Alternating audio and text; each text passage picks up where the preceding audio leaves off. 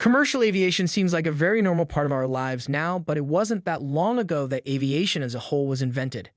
Starting with the first ever heavier-than-air flight made by the Wright brothers in 1903, aviation has little over 120 years of existence, but the advances it has made in such a short time show how incredible the world of aviation can be beyond the convenience of going from one place to the other. Today, we're going to see the history behind what was a revolutionary moment in time for transportation, the world's first ever scheduled commercial passenger flight. January 1st, 1914 marks the historical day where an airboat line Benoist Type XIV flying boat piloted by Antony Habersack Janus took on a flight from St. Petersburg to Tampa, Florida, and it became the world's first commercial flight. The passenger was Abraham C. Feil, St. Petersburg's mayor, who won an auction for the first round-trip ticket for $400, and over 3,000 people gathered to witness the departure thanks to media coverage of the St. Petersburg Times.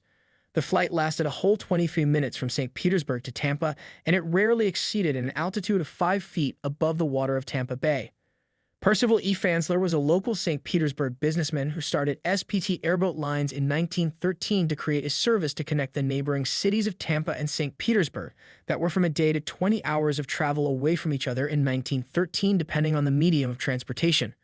Arrangements were made for St. Petersburg to provide a $2,400 subsidy if SPT kept a schedule of 2 flights per day, 6 days a week for 3 months, with passenger tickets costing $5 per one-way flight. The Benoist Type XIV biplane was designed by Thomas W. Benoist. It weighed 1,250 pounds and measured 26 feet long, with the upper and lower wings reaching a span of 44 feet. The Benoist used for the flight had a maximum speed of 64 miles per hour and a range of 125 miles, powered by a water-cooled, normally aspirated, 477 cubic inch displacement Roberts Motor Company 1913 Model 6X two-cycle inline 6-cylinder engine that produced 66 horsepower. It was a direct-drive engine which turned a wooden propeller and pusher configuration. 2 types of the Benoist XIV were purchased by SPT Airboat Lines. They named one Lark of Duluth and the other one Florida. Both flew in 1,205 passengers and flew over 11,000 miles.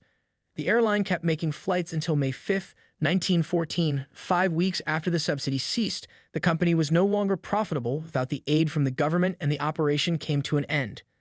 The Lark of Duluth Benoist was used to fly passengers at several U.S. cities, but it was damaged beyond repair in San Diego, California. Thomas Benoist passed away in a trolley accident in Sandusky, Ohio on June 14, 1917, while Tony Janus became a test pilot for Glenn Curtiss, another airplane designer, when he passed away in an accident in 1916, demonstrating the new Curtiss Model A flying boat in Russia, crashing at the Black Sea near Sevastopol, with another 2 passengers who didn't survive the crash either. This was all for today. If you liked the video, don't forget to like, share, and subscribe to Big Aviation for more.